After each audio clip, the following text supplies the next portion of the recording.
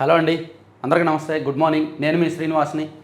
ఈనాడు, ఆంధ్రజ్యోతి, సాక్షి, ఆంధ్రప్రభ తెలుగులో ఈ 4 ప్రధాన పత్రికల్లో వచ్చిన వార్తలను నేను చదివి అనలైజ్ చేస్తాను.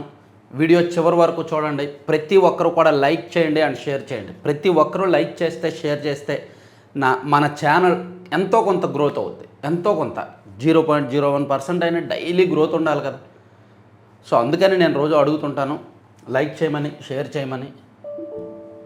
ఒక 15,000 మంది అయినా లైక్ చేయట్లా, 35,000 మంది చూస్తున్నారు. కానీ నిన్న మెగా డిఎస్సి సభ జరిగింది. ఆ సభలో మెగా డిఎస్సిలో ఎంపికైన అభ్యర్థులకు నియామక పత్రాలు ఇచ్చారు. 15,941 మందికి ఇచ్చారు. ఈ సందర్భంగా లోకేష్ గారు మరో గుడ్ న్యూస్ చెప్పారు. ప్రతి సంవత్సరం కూడా డిఎస్సి ఇస్తాం మేము అని. సో కూటమి ప్రభుత్వం ఉన్న నాళ్ళు కూడా డిఎస్సి ఇస్తూనే ఉంటాము అన్నారు. మరి ఆ మేరకు టీచర్ల ఖాళీలు ఎలా ఉంటాయో, ఎలా భర్తీ చేస్తారో అని తెలియదు. కానీ ప్రతి సంవత్సరం అంటే అట్లీస్ట్ సంవత్సరానికి ఒక 4-5 వేల పోస్టులు అయినా సరే భర్తీ చేస్తారేమో. ఉపాధ్యాయుల రిటైర్మెంట్ని బట్టి 15 ఏళ్లలో 14 డిఎస్సీలతో 1,96,619 మందికి కొలువులు ఇచ్చాం. మెగా డిఎస్సితో 15,941 ఉద్యోగాలు భర్తీ చేశాం. విలువలతో కూడిన విద్య అందించాలి. కొత్త ఉపాధ్యాయులకు నియామక పత్రాల పంపిణీలో సీఎం చంద్రబాబు. సో ఇక్కడ డిఎస్సి నియామక పత్రాలు అందుకున్న వారితో పాటు దాదాపుగా ఒక 20 మందికి సీఎం గారి చేతుల మీదుగా ఇచ్చారు నియామక పత్రాలు. ఆ తర్వాత మిగిలిన వాళ్ళకి అధికారులు పంపిణీ చేశారు. సో అక్కడ లోకేష్ గారు అండ్ చంద్రబాబు గారు, సీఎం గారు అభ్యర్థులతో, అంటే కొత్త ఉపాధ్యాయులతో ఇంటరాక్ట్ అయ్యారు. వాళ్ళు అడిగిన ప్రశ్నలకు కూడా సమాధానం చెప్పారు.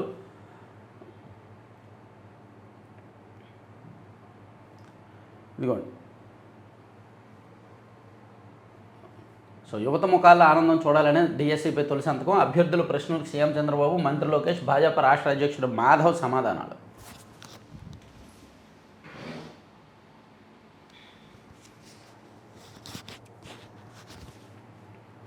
మీరు సీఎంగా బాధ్యతలు స్వీకరించాక మెగా డిఎస్సి ఫైల్ పైన మొదటి సంతకం ఎందుకు పెట్టారు అని క్వశ్చన్లు. ఏపీ యువతకు 20 లక్షల ఉద్యోగాలు ఇస్తామని మీకున్న రోడ్ మ్యాప్ ఏంటి అనేది, అలా రకరకాల ప్రశ్నలను అడిగారు. మీపై బాగా ప్రభావం చూపిన ఉపాధ్యాయుడు ఎవరు అని, ఇలా రకరకాల ప్రశ్నలకు వాళ్ళు సమాధానాలు చెప్పారు. అదంతా బాగా జరిగింది మీటింగు. దీనిలో మంత్రులు, ఎమ్మెల్యేలు కూడా పాల్గొన్నారు. ఇంకా బంగాళాఖాతంలో అల్పపీడనం కారణంగా పలు జిల్లాలకు భారీ నుంచి అతి భారీ వర్ష సూచన ఉందంట. అప్రమత్తంగా ఉండడం మంచిది. ఇక రైలు నుంచి నింగిలోకి అగ్ని ప్రైమ్ క్షిపణి, సంచార లాంచర్గా రైల్వే వ్యవస్థ. ఇలాంటి ప్రయోగం ఇదే తొలిసారి. రైలు ఆధారిత మొబైల్ లాంచర్ ద్వారా అగ్ని ప్రైమ్ క్షిపణిని రక్షణ పరిశోధన అభివృద్ధి సంస్థ DRDO బుధవారం విజయవంతంగా పరీక్షించింది. ఇది ఎక్కడి నుంచి చేశారనేది బహిర్గతం చేయలేదు. అనేక అత్యాధునిక సాంకేతికతలను జోడించి రూపొందించిన ఈ క్షిపణి 2,000 కిలోమీటర్ల పరిధిలోని లక్ష్యాలను ధ్వంసం చేయగలదు. సో రైలు ప్రయాణిస్తుండగా రైలు ఆధారిత మొబైల్ లాంచర్ ద్వారా దాన్ని లాంచ్ చేశారంట. అది రాశారు. తర్వాత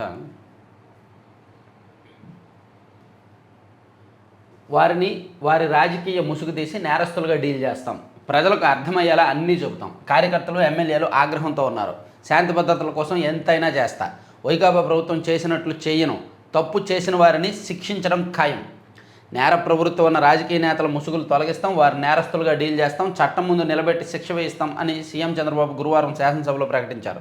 తనకే కోపం ఉండి కక్ష తీర్చుకోవాలనుకుంటే మొదటి రోజే అరెస్ట్ చేయమనేవాడిని. ప్రజలు 4వసారి తనను సీఎంగా ఎన్నుకున్నారని, బాధ్యత గల నాయకుడిగానే ప్రవర్తిస్తానని పేర్కొన్నారు. నిన్న శాసనసభలో వైసీపీ వాళ్ళ విధానాలు, వైసీపీ వాళ్ళ నేర ప్రవృత్తితో కూడిన రాజకీయాల కారణంగా దాని మీద చర్చ జరుగుతున్నప్పుడు సీఎం చంద్రబాబు నాయుడు గారు వైఎస్ వివేకానంద రెడ్డి గారి కేసు, తన మీద పెట్టిన తప్పుడు కేసులు, వైసీపీ వాళ్ళు వ్యవహరిస్తున్న తీరు, అదంతా కూడా మాట్లాడారు, తూర్పారబట్టారనమాట.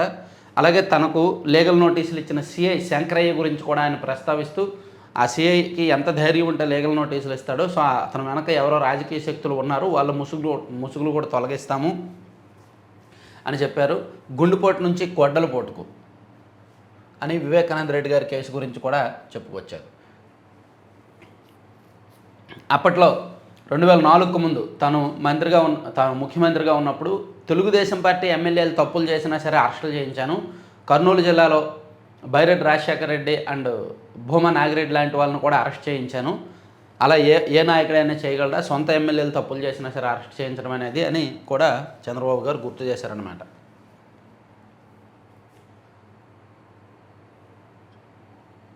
శంకరయ్య ఘటనా స్థలంలోనే ఉన్నారు. బాక్స్ తెప్పించి వివేక మృతదేహాన్ని అందులోకి మార్పించారు. పోలీస్ అధికారిగా ఆయన అక్కడ సీన్ని ఎందుకు కాపాడలేకపోయారు? డ్యూటీ ప్రకారం చేయాల్సిన ప్రొసీజర్ ఎందుకు చేయలేదు?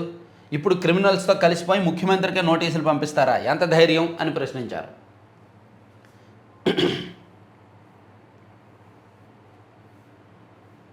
ఇక దసరా సందర్భంగా కాత్యాయని అలంకారంలో దుర్గమ్మ దర్శనమిచ్చారు నిన్న.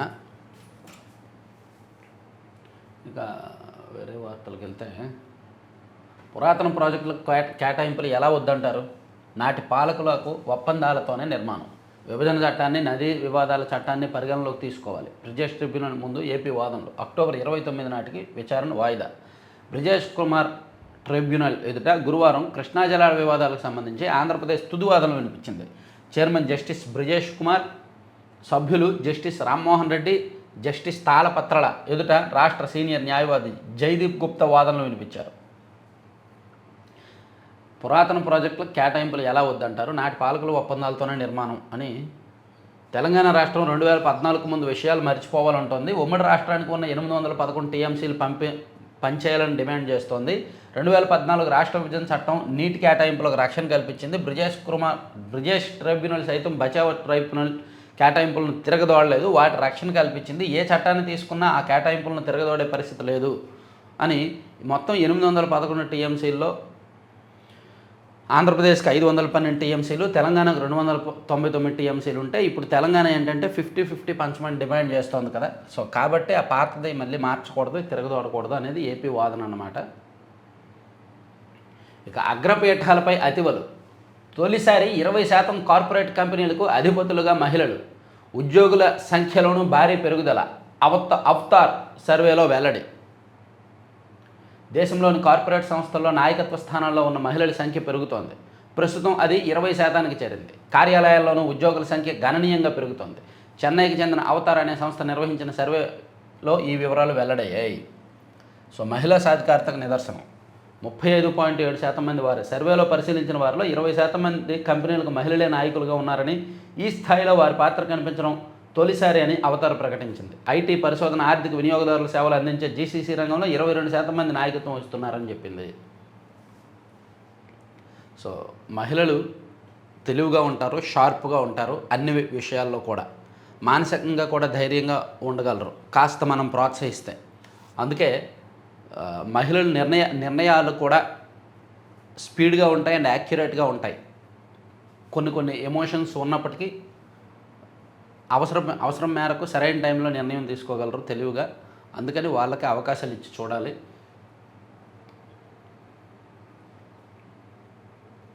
ఈనాడులో మొత్తం అంటే యాడ్లు ఎక్కువ ఉన్నాయి, వార్తలు ఎత్తుక్కోవాల్సిన పరిస్థితి యాడ్ల మధ్య. ఇక చిరంజీవి గట్టిగా అడిగాకే జగన్ వచ్చి సినిమా పెద్దలను కలిశారన్నది అబద్ధం. అప్పట్లో ఎవరూ గట్టిగా అడగలేదు. సినీ ప్రముఖులకు అవమానం జరగడం మాత్రం వాస్తవం. శాసనసభలో బాలకృష్ణ సీరియస్ వ్యాఖ్యలు. ఎమ్మెల్యే కామినేని వ్యాఖ్యలను ఖండిస్తూ ఆగ్రహం. యాక్చువల్లీ ఇది చాలా పెద్ద కాంట్రవర్సీ అంశం. బాలకృష్ణ గారు మాట్లాడిన పద్ధతి బాలేదు, ఆయన ఉపయోగించిన వర్డ్స్ బాలేవు, పద్ధతి కాదు. శాసనసభలో అటువంటి మాటలు ఆయన మాట్లాడకూడదు. దానికి చిరంజీవి గారు ఇమీడియట్గా రెస్పాండ్ అయిపోవడం, మేబీ నాకు డౌటే నిజంగా అది చిరంజీవి గారు రెస్పాండ్ అయిందా, ఆయన రిలీజ్ చేసిన ప్రెస్ నోటా, లేదా ఆయన పేరు మీద ఎవరైనా రిలీజ్ చేశారనేది నాకు ఇప్పటికీ డౌటే. ఎందుకంటే ఆయన అఫీషియల్ ట్విట్టర్లో పోస్ట్ చేయలే, ఆయనేమీ అఫీషియల్గా ప్రకటించలే. అట్లీస్ట్ ట్విట్టర్లో అయినా ఆయన లెటర్ ఆయన పోస్ట్ చేస్తారుగా. ఆయన పేరు మీద లెటర్ వచ్చినప్పుడు ఆయన ట్విట్టర్ అకౌంట్లో ఉండాలిగా, లేదు. సో దాని మీద ఎన్నో కొంత డౌట్ ఉంది. అదంతా కూడా జగన్మోహన్ రెడ్డి గారికి వైసీపీకి ఫేవర్గా ఉన్నట్టు ఆ లెటర్ తయారు చేశారు. సో అది నిజంగా చిరంజీవి గారే తయారు చేస్తే ఆయన విజ్ఞతగా వదిలేయాలి, ఎందుకంటే అది కరెక్ట్ కాదు ఆయన రెస్పాండ్ అవ్వడం. నిన్న బాలకృష్ణ, చిరంజీవి ఇద్దరిలో కూడా తప్పు కనిపిస్తోంది ఈ విషయం. ఇదిగోండి, నిర్మాతలు, దర్శకుల అభ్యర్థనతోనే నేను చొరవ చూపా, దానివల్ల సినీ పరిశ్రమకు ఎంతో కొంత మేలు చేకూరింది. బాలకృష్ణ వ్యాఖ్యలపై చిరంజీవి స్పందన. శాసనసభలో గురువారం శాంతి భద్రతలపై చర్చ సందర్భంగా కైకలూరు శాసనసభ్యుడు కామినేని శ్రీనివాస్ మాట్లాడుతూ జగన్ ప్రభుత్వ హయాంలో సినిమా నటులకు జరిగిన అవమానాన్ని ప్రస్తావిస్తూ చేసిన కొన్ని వ్యాఖ్యలపై హిందూపురం ఎమ్మెల్యే సినీ నటుడు బాలకృష్ణ తీవ్ర అసహనం వ్యక్తం చేశారు. అప్పట్లో సినిమా నటుల్ని జగన్ తన ఇంటికి పిలిపించి తీరవారు వచ్చే కలవనన్నారని, చిరంజీవి గట్టిగా అడిగితే అప్పుడు వచ్చి కలిశారని కామినేని చెప్పారు. దాన్ని బాలకృష్ణ ఖండించారు. సినిమా నటులకు అవమానం జరిగిన మాట వాస్తవమేనని, కానీ చిరంజీవి గట్టిగా అడిగితే జగన్ వచ్చి కలిశారనేది అబద్ధమని వ్యాఖ్యానించారు. అప్పట్లో జగన్ ఎవరో గట్టిగా అడగలేదన్నారు. ఇండస్ట్రీ పెద్దలు కలవడానికి వెళ్ళినప్పుడు సీఎం కలవరు, సినిమాటోగ్రఫీ మంత్రి మాట్లాడితే చెబితే అప్పుడు చిరంజీవి ఏదో గట్టిగా అడిగితే అప్పుడు సీఎం దిగొచ్చి కలిశారన్నది అబద్ధం, దాన్ని ఖండిస్తున్నాను అని ఆయన తీవ్ర స్వరంతో అన్నారు. ఈ సందర్భంగా బాలకృష్ణ గారు కూడా సైకోగాడని అనడం జగన్మోహన్ రెడ్డి గారిని, అలాగే ఎవడాడు అని సంబోధించడం. ఒక లిస్ట్ ఇచ్చారు, ఆ లిస్టులో నా పేరు 9వ ఉంది, సో నేను ఎవడాడు, ఈ లిస్ట్ తయారు చేసింది ఎవడు అని నేను అడిగాను అని కూడా అన్నారు.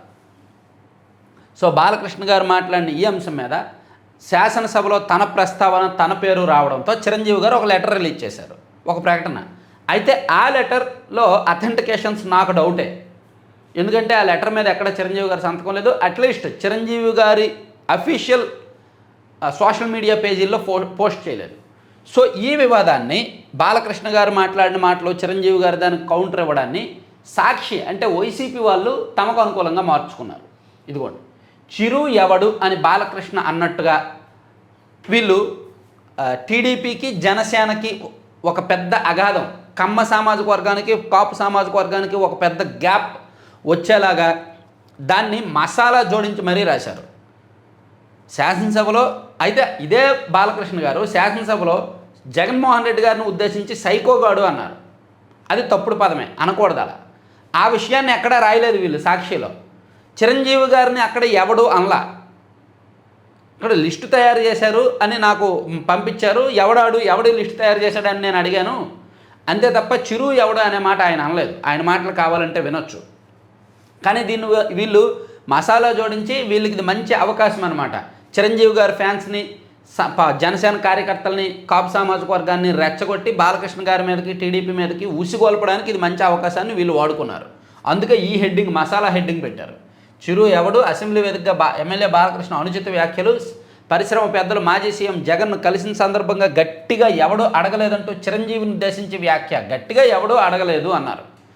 మాజీ సీఎం జగన్ పైన బాలకృష్ణ పరుష వ్యాఖ్యలు, వెంటనే బాల వ్యాఖ్యలను తీవ్రంగా ఖండించిన చిరంజీవి అమెరికా నుంచి ప్రకటన విడుదల, జగన్ తనను సాదరంగా భోజనానికి ఆహ్వానించి గౌరవించారన్న మెగాస్టార్, తాము చర్చించిన మీదటే వీరసింహారెడ్డి వాల్తేరు వీరయ్య సినిమా టికెట్ రేట్లు పెంచారన్న చిరంజీవి. సో ఇది వీళ్ళు చాలా గట్టిగా అవసరం మేరకు వాడుకున్నారు రాజకీయంగా. చాలా పెద్ద హెడ్డింగ్లు, పెద్ద వార్త రాశారు. జగన్ నన్ను సాదరంగా ఆహ్వానించారు, ఇంటికి పిలిచి భోజనం పెట్టారు. ఆ భోజనంలో ఏమేమి పెట్టారో కూడా రాయాల్సింది ఆ ప్రెస్ మీట్, ఆ నోట్లో. తన ఇంటికి వచ్చిన చిరంజీవిని సన్మానిస్తున్న వైఎస్ జగన్మోహన్ రెడ్డి. ఇది ఓకే, ఫస్ట్ టైం చిరంజీవి గారు వెళ్ళినప్పుడు సన్మానించారు, కానీ ఆ తర్వాత సినీ పెద్దలు అందరూ వెళ్ళినప్పుడు అవమానించారు. వీళ్ళందరూ నమస్కారం పెడుతున్నా ఆయన ప్రతి నమస్కారం పెట్టలేదు, ప్లస్ వెకిల్ నవ్వులు నవ్వారు. అది ఇబ్బందికరం అక్కడ. బాబు బాలయ్య నిజస్వరూపం బట్టబయలు, వాడెవడు చిరంజీవిని తోలనాడిన బాలకృష్ణ. అసెంబ్లీ వేదికగా మెగాస్టార్కు దారుణ అవమానం, కనీసం వారించని అడ్డు చెప్పని డిప్యూటీ స్పీకర్ రఘురామ, అభ్యంతరం చెప్పని అధికార పక్షం, సభలోనే ఉన్న తప్పుపట్టని సీఎం చంద్రబాబు, అది టీడీపీ విధానమేనని శాసనసభ వేదికగా సంకేతాలు. గతంలోనూ ఎన్నోసార్లు చిరంజీవిని కించపరిచిన టీడీపీ, అలగా జనం అంటూ కాపు సామాజిక వర్గాన్ని దారుణంగా అవమానించిన బాలకృష్ణ. చూసారా, కాపు సామాజిక వర్గం గురించి జనసేన కార్యకర్తలను శంకరజాతని దూషించిన బాలయ్యని, పనికిమాలినవన్నీ పాత విషయాలన్నీ మసాలా జోడించి రాస్తున్నారు సాక్షిలో. వీళ్ళకి అవకాశంగా వాడుకుంటున్నారనమాట. ఆ జరిగిన సంఘటనని మీడియాగానే రాయాలి, కానీ వీళ్ళు సామాజిక వర్గాన్ని రెచ్చగొట్టడానికి, పార్టీని రెచ్చగొట్టడానికి దీన్ని అవకాశంగా వాడుకుంటున్నారు సాక్షి వాళ్ళు. సో కొంచెం జాగ్రత్తగా ఉంటే బెటర్ టీడీపీ అండ్ జనసేన ఈ విషయంలో. ఇక ఎమ్మిగనూరులో కూటమికి షాక్, వైఎస్ జగన్ సమక్షంలో బీజేపీ టీడీపీ నాయకులు వైఎస్ఆర్సీపీలో చేరిక. సాక్షిలో చూసారా, మొత్తం అదే. గట్టిగా ఎవడో అడగలేదు, అసెంబ్లీలో చిరంజీవిపై బాలకృష్ణ పై జగన్ను కలవడానికి వెళ్తే అవమానించారని చిత్రీకరణ, మాజీ సీఎం జగన్ పైన పరుష వ్యాఖ్యలు. ఈ పేజీ అంతా అదేనా బాబు? సైకో కాబట్టి నీకు మెంటల్ సర్టిఫికేట్ ఇచ్చారు, సైకో కాబట్టి ఇంటికి వచ్చిన స్నేహితుడిపై కాల్పులు జరిపావు, బాలకృష్ణపై వైఎస్ఆర్సీపీ నేతలు ఫైరు. ఐఎన్ఎస్ అధ్యక్షుడిగా వివేక్ గుప్తా,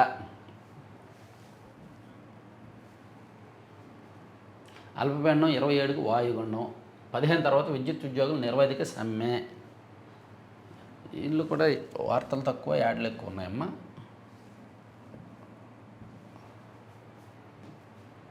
తిరుమలలో వెంకటాద్రి అనేది భక్తులకు నూతన వసంత సముదాయం ఉపరాష్ట్రపతితో కలిసి ప్రారంభించిన ముఖ్యమంత్రి.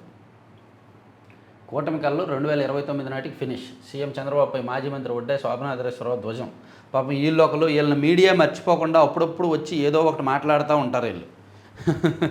కొంతమంది నాయకులు ఉన్నారు, పాపం వాళ్ళని మీడియా మర్చిపోద్దేమో అని. గతంలో వాళ్ళ వైభవం ఉండేది. గతంలో వాళ్ళు రాజకీయాలు చేశారు, ఓ వెలుగారు.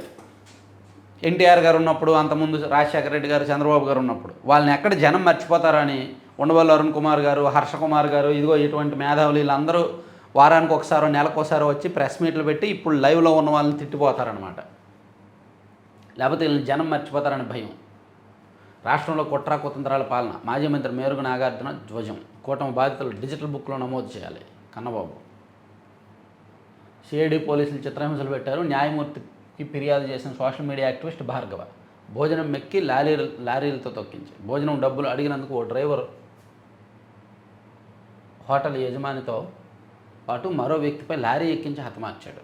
ఈ ఘటన శ్రీకాకుళం జిల్లా కంచిలి మండలంలో జరిగింది. జార్ఖండ్కి చెందిన లారీ డ్రైవర్ ఎబ్రార్ ఖాన్ బుధవారం రాత్రి జలంతరకోట కూడలో హోటల్లో భోజనం చేశాడు. మద్యం మత్తులో ఎబ్రార్ బిల్లు చెల్లించకుండా వెళ్ళిపోతుండగా హోటల్ యజమాని ఆయూబ్ లారీ ముందుకెళ్ళి అడ్డుకోబోయాడు.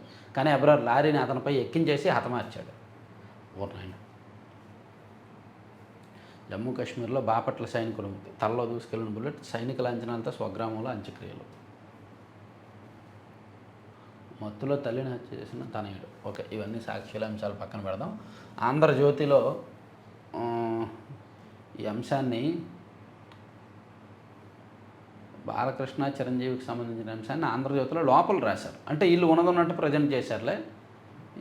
సభలో సినీ రగడ. కామినేని వ్యాఖ్యలకు బాలకృష్ణ కౌంటర్. జగన్పై ధ్వజం. చిరంజీవి ప్రస్తావన. బాలయ్య మాటలపై చిరు తీవ్ర స్పందన రాశారు. ఇదిగోండి, ఇక ఏటా డిఎస్సి ఏడాదికి నోటిఫికేషన్ ఇస్తాము, అందరూ పరీక్షలకు సిద్ధమవ్వండి. సీఎం. అవినీతి లేకుండా మెగా డిఎస్సి నిర్వహించాం. బాబు ష్యూరిటీ జాబ్ గ్యారంటీ నిజమైంది. నిజంగా 15,941 పోస్టులను ఎటువంటి కాంప్లికేషన్స్ లేకుండా, న్యాయపరమైన చిక్కులు లేకుండా, వివాదాలు లేకుండా నిర్వహించడం మామూలు విషయం కాదు. గతంలో చూడండి, 2008లో కానీ 1998లో కానీ న్యాయపరమైన చిక్కులు చాలా ఉండేవి. రిజర్వేషన్లో కేటాయింపుల చిక్కులు చాలా ఉండేవి. ఎవడో ఒకడు కోర్టుకు వెళ్ళేవాడు, కోర్టు దాన్ని స్టే ఇచ్చేది. దాంతో సంవత్సరాల తరబడి నియామకాలు ఆగిపోయేవి. కానీ అటువంటి సమస్య ఏమీ లేకుండా సక్సెస్ఫుల్గా నిర్వహించారు ఇది. ఇక యూరప్ నుంచే రాగానే కోర్టుకు రండి. జగన్ విదేశీ పర్యటనకు షరతులతో సిబిఐ కోర్టు అనుమతి. వచ్చే నెల 1-30 మధ్య 15 రోజుల పర్యటన. నవంబర్ 14లోపు కోర్టులో హాజరుకు ఆదేశం. ఆయన వచ్చినట్టే. 2019లో సీఎం అయినప్పటి నుంచి ఆయన కోర్టు మొహమే చూడలేదు. ఆయనలా ఎవరు కూడా వ్యవస్థలను మేనేజ్ చేయలేరు. 450కి పైగా ఆయన కేసుల్లో వాయిదాలు పడ్డాయి. 6 జడ్జీలు ట్రాన్స్ఫర్ అయ్యారు. 39 క్వాష్ పిటిషన్లు వేశారు. 95 డిశ్చార్జ్ మోషన్ పిటిషన్లు వేశారు. జగన్మోహన్ రెడ్డి గారు 20 కేసుల్లో, 11 సిబిఐ కేసులు, 9 ఈడీ కేసుల్లో. దాదాపుగా 7 ఏళ్ల నుంచి ఆయన కోర్టుకు హాజరు కావట్లేదు. షరతులతో కూడిన బెయిల్ ఇచ్చినప్పటికీ షరతులన్నీ ఉల్లంఘిస్తున్నారు. అయినా సరే ఆయన జోలికి ఏ వ్యవస్థ వెళ్ళడం లేదు. అది వ్యవస్థలను మేనేజ్ చేయడం అంటే. తప్పు చేసిన వారిని వదలను, నాది రాజకీయ. సరే, ఇందాక చంద్రబాబు గారు చెప్పింది నేను చెప్పుకున్నాలే. వైసీపీ సోషల్ సైకిల్పై కొరడా. సీఎం యూరియా వ్యాఖ్యలపై మార్ఫింగ్ వీడియోలు. గుంటూరు అనంతలో 2 అరెస్టు. నెల్లూరు వాసి పరారు. సో వైసీపీ సోషల్ మీడియా వాళ్ళు, మీరు ప్రభుత్వం తప్పుల్ని చెప్పండి, ప్రభుత్వాన్ని విమర్శించండి, కానీ తప్పుడు వీడియోలు, ఫేక్ వీడియోలు చేయకూడదు. అలా తప్పుడు వీడియోలు, ఫేక్ వీడియోలు చేస్తేనే పోలీసులు అరెస్ట్ చేస్తున్నారు, కేసులు పెడుతున్నారు. అది వైసీపీ వాళ్ళు జాగ్రత్తగా చూసుకోవాలి. ఇక అసెంబ్లీలో ఏఐ ఆధారిత హాజరు. ఫేక్ రికగ్నైజేషన్ ద్వారా సభ్యుల గుర్తింపు. ఇకపై హాజరు పట్టికతో పని గలదు. డాష్బోర్డులో ఎప్పటికప్పుడు సభ్యుల హాజరు పరిశీలించాలి. ఏర్పాట్లు వచ్చే శీతాకాల సమావేశాల నుంచి అమలు. పాపం వైసీపీ వాళ్ళు సభకి వెళ్లకుండా సంతకాలు చేసేస్తున్నారు బుక్లో, అందుకని ఏఐ హాజరు పెట్టేస్తున్నారనమాట. ఇక నత్తలు వచ్చేసాయి, జాగ్రత్త. ఆంధ్రలోని పంటలపై ఆఫ్రికా నత్తల దాడి. పంటలను పిప్పితే చేస్తున్నాయి. చెట్ల కాండాలను పట్టి రసం తాగేస్తున్నాయి. నిలువున ఎండిపోతున్న చెట్లు, పంటలు. కేరళలో కనిపించిన ఈ నత్త రాష్ట్రంలోకి చొరబడింది. రైతులంతా సామూహిక నివారణ చర్యలు చేపట్టాలి. నత్తల బెడదపై ఉద్యాన శాస్త్రవేత్తల సూచన. నిమ్మ చెట్టు ఎక్కి కాండానికి ఉన్న రసాన్ని పీల్చేస్తున్న నత్తలు. చూడండి ఎన్నున్నాయో నత్తగొలలో. వర్గీకరణ బిల్లుకు మండలి ఏకగ్రీవ ఆమోదం. సుప్రీం తీర్పు ప్రకారమే బిల్లు. సామాజిక అసమానతల తొలగింపు, ఎస్సీల అభ్యున్నతి లక్ష్యంగా తెచ్చాం. మంత్రి స్వామి స్పష్టీకరణ. పూర్తి మద్దతు ప్రకటించిన వైసీపీ. సీఎంకు 300 మెగావాట్ల సోలార్ ప్రాజెక్టు. సత్యసాయి జిల్లా రామగిరిలో ఏర్పాటు. రాజస్థాన్ నుంచి వర్చువల్గా శంకుస్థాపన చేసిన ప్రధానమంత్రి. 300 మెగావాట్ల సామర్థ్యం కలిగిన మెగా సోలార్ విద్యుత్ ప్రాజెక్టుకు సంబంధించి తొలి అడుగు ఘనంగా పడింది. సత్యసాయి జిల్లా రామగిరి మండలం కేంద్రం సమీపంలో ఏర్పాటు కానున్న ఈ మెగా ప్రాజెక్టు ప్రధానమంత్రి నరేంద్ర మోదీ గురువారం రాజస్థాన్లోని బాన్స్వాడ నుంచి వర్చువల్గా శంకుస్థాపన చేశారు. మంచిది. ఇక మండలంలో ఎమ్మెల్యే దుమారం. కుప్పం ఎమ్మెల్యే అంటూ సీఎం చంద్రబాబును ఏకవచన సంబోధన చేసిన వైసీపీ సభ్యుడు రమేష్ యాదవ్ మాట్లాడుతూ కుప్పం ఎమ్మెల్యే చంద్రబాబు నాయుడు గారు అని అన్నారు. సో దాని మీద టీడీపీ మంత్రులు, కూటమి మంత్రులు అభ్యంతరం వ్యక్తం చేశారు. ఆయన సీఎం గారు ఇప్పుడు సీఎం గారిని పట్టుకొని కుప్పం ఎమ్మెల్యే అనడం ఏంటి అని. సో వైసీపీ సభ్యుడు చేసిన వ్యాఖ్యలను బొత్స సత్యనారాయణ గారు సమర్థించారు. మేనిఫెస్టో రిలీజ్ చేసినప్పుడు చంద్రబాబు నాయుడు గారు ముఖ్యమంత్రి కాదు కదా, అప్పుడు కుప్పం ఎమ్మెల్యేనే కదా, అదే అంశాన్ని మా సభ్యుడు ప్రస్తావించారు అని బొత్స సత్యనారాయణ గారు సమర్థించారు. మరి జగన్ను ఉద్దేశించి పులివెందుల ఎమ్మెల్యే అని మీరు అంటారు కదా అని అన్నారు. జగన్ నిజానికి ఎమ్మెల్యే మాత్రమే కదా, ఆయనకేం పదవి లేదు, ప్రతిపక్ష నేత హోదా లేదు. బొత్స సత్యనారాయణ గారికి ఉంది ప్రతిపక్ష నేత హోదా, జగన్ గారికి లేదు. సో అందుకని వాళ్ళు అదే అన్నారు. కానీ సీఎంఏ, డిప్యూటీ సీఎంఏ. సూపర్ 6పై లఘుచేతి సందర్భంగా ఘటన తీవ్ర అభ్యంతరం తెలిపిన కూటమి సభ్యులు ఆ వ్యాఖ్యలు రికార్డుల్లో తొలగించాలని డిమాండ్. రమేష్ యాదవ్ను సస్పెండ్ చేయాలని పట్టు.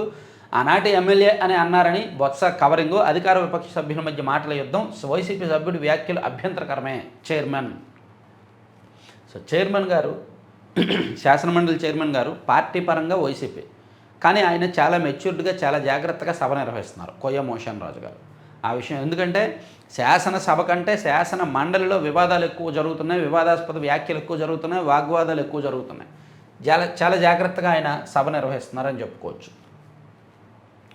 మరి ఏకపక్షంగా అయితే కాదు. ఇక వాయుసేన శక్తికి మరింత తేజస్. హెచ్ఏఎల్ నుంచి 97 దేశీయ యుద్ధ విమానాల కొనుగోలుకు రక్షణ శాఖ ఒప్పందం. 62,000 కోట్ల భారీ డీల్. 105 కంపెనీల భాగస్వామ్యం. ఏటా 11,000 ఉద్యోగాలు. 2027-28 నుంచి సరఫరా. మన వాయుసేన నుంచి MiG-21 యుద్ధ విమానాలకు వీడ్కోలు పలుకుతున్న వేళ దేశీయ యుద్ధ విమానాల కొనుగోలు కోసం ఒక పెద్ద ఒప్పందం జరిగింది. హిందుస్థాన్ ఏరోనాటిక్స్ లిమిటెడ్ నుంచి వాయుసేన కోసం 97 తేజస్ MK-1A జెట్లను 62,370 కోట్లకు కొనుగోలు చేయడానికి రక్షణ మంత్రిత్వ శాఖ ఒప్పందం చేసుకుంది. గుడ్. ఇక రైలు నుంచి పైనుంచి క్షిపణి ఇందాక చెప్పుకున్నాం. గంటకు 5,500 మందికి దర్శనం. ఏఐతో వేచి ఉండే సమయాన్ని తగ్గించాలి. డిజిటల్ కంటెంట్తో శ్రీవారి చరిత్ర. సీఎం తిరుమలలో ఏఐఐసిసి సెంటర్ ప్రారంభం. చంద్రబాబుతో కలిసి PAC-5ను ప్రారంభించిన ఉప రాష్ట్రపతి రాధాకృష్ణన్. అలాగే నేడు రేపు భారీ వర్షాలు, కొన్ని జిల్లాల్లో అతి భారీగా వానలు అంట, జాగ్రత్తగా ఉండండి. వాంగ్చుక్ సంస్థలకు విదేశీ నిధులు కట్. FCRA లైసెన్స్ను రద్దు చేసిన కేంద్రం.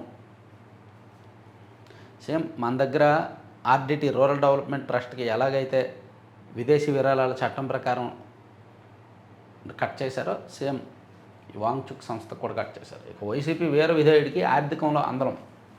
విజయవాడలో కీలకమైన వర్క్స్ అకౌంట్స్ PAOగా నియమించిన ఓ ఉన్నతాధికారి మంత్రి ప్రయత్నాలు. CRDA ADCలోని కీలక డాక్యుమెంట్లు బయటకు వచ్చే ప్రమాదం. గత ప్రభుత్వంలో నిబంధనలకు భిన్నంగా పదోన్నతి. వైసీపీ వీర విధేయుడికి ఆర్థిక శాఖలో అందలం ఎక్కిస్తున్నారంట. ఇలాంటివి బోల్డ్ జరుగుతున్నాయి. కూటమి ప్రభుత్వం వచ్చాక వైసీపీ టీడీపీ వాళ్ళు కొన్ని చోట్ల మెర్జ్ అయిపోతున్నారు, కలిసిపోతున్నారు. అది చాలా నియోజకవర్గాల్లో అది సమస్యగా మారుతుంది.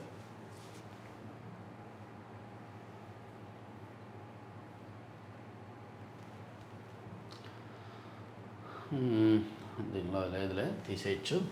ఆంధ్రప్రభలో ఒకసారి చూద్దామా. ఆంధ్రప్రభలో ఓర్పుగా నేర్పుగా చిక్కులే సోపానాలుగా సాగుతున్న మోదీ విజయ పరంపర. ఏ ఎన్నికైనా వార్ వన్ సైడే. ప్రపంచ నేతగా ఇమేజు పెరిగిన భారత ప్రతిష్ట అని నరేంద్ర మోదీ గారికి సంబంధించి ఒక ఆసక్తికరమైన వార్త రాశారు. బీహార్ ఎన్నికలపై ప్రస్తుత దృష్టి. విజయాలకు కెరఫ్గా మోదీ షాద్వయం. ఈ 75 ఏళ్ల నిబంధనపై అంతా సైలెన్స్.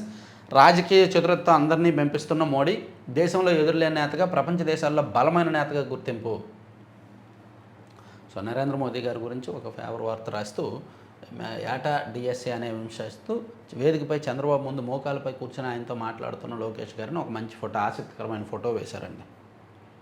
ఇక చిరంజీవి అడిగితే జగన్ దిగొచ్చారా. అసెంబ్లీలో ఎమ్మెల్యే కామినేని వ్యాఖ్యలపై నందమూరి బాలకృష్ణ ఫైర్ అనేది నా చొరవే మేలు చేసిందని చిరంజీవి గారు కౌంటర్ ఇచ్చింది. రెండు పక్కనే వేశారు, న్యాయం చేశారు. 2 వెర్షన్స్కి న్యాయం చేశారు.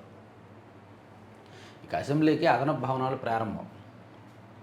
G+1లో 14,074 చదరపు అడుగుల విస్తీర్ణంలో పూర్తయిన నిర్మాణం.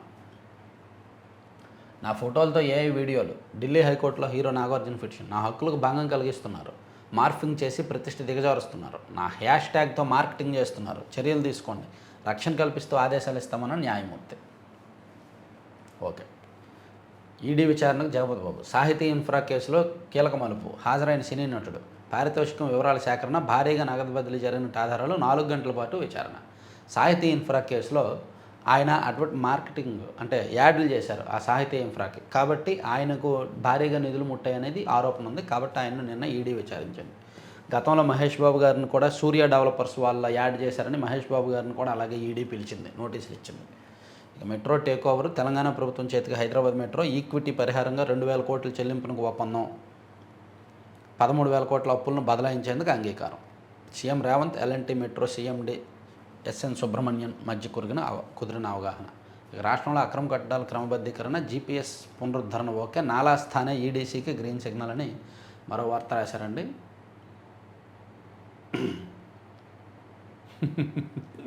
కార్టూన్ చూడండి. నేను దసరా వేషం పులిని, నేను ఏఐ పులిని. దసరా వేషం పులి, ఏఐ పులి మాట్లాడుకుంటున్నా. మంచి ఇంట్రెస్టింగ్గానే వేశారు. తప్పుడు ప్రచారాలు చేసే వాళ్ళని వదలం. మంత్రి అనిత. తీసుకురండి, మంచి చట్టం తీసుకొని రండి. రష్యాతో మరింత పటిష్ట బంధం. ప్రధాని మోదీ స్పష్టీకరణ. కాల పరీక్షకు నిలిచి రష్యాతో మరింత బలోపేతం చేసుకునే విషయంలో ముందుకు సాగుతామని ప్రధానమంత్రి నరేంద్ర మోదీ స్పష్టం చేశారు. సృష్టి కేసులో రంగంలోకి ఈడీ. 3 ప్రాంతాల్లో ఏకకాలంలో తనిఖీలు. సృష్టి టెస్ట్ ట్యూబ్ బేబీ సెంటర్ ఉంది కదా, ఫెర్టిలిటీ కేంద్రం. సో వాళ్ళు భారీ మొత్తంలో నగదు వసూలు చేసి 100 కోట్లకు పడగలెత్తారు. సో వాళ్ళ మీద ఈడీ తనిఖీ చేస్తోంది. ఇక రోడ్డు ప్రమాదంలో తిరుపతి వైద్యుడు, ఆయన కుమార్తె మృతి. పల్నాడు జిల్లా చిలకలూరుపేట మండలం తాతిపూడి వద్ద జాతీయ రహదారిపై రోడ్డు ప్రమాదం జరిగింది. ఈ ఘటనలో తిరుపతికి చెందిన వైద్యుడు, ఆయన కుమార్తె దుర్మరణం పాలైంది. అయ్యో, లారీతో తొక్కింది. సో ఇవండి 4 పత్రికల్లో వచ్చిన వార్తాంశాలు. చివరి వరకు చూసిన ప్రతి ఒక్కరికి కూడా ధన్యవాదాలు. ఛానల్ని ఎంకరేజ్ చేయండి, మీ ఛానల్గా భావించండి. ప్రతి ఒక్కరు కూడా షేర్ చేయండి, లైక్ చేయండి. Thank you very much.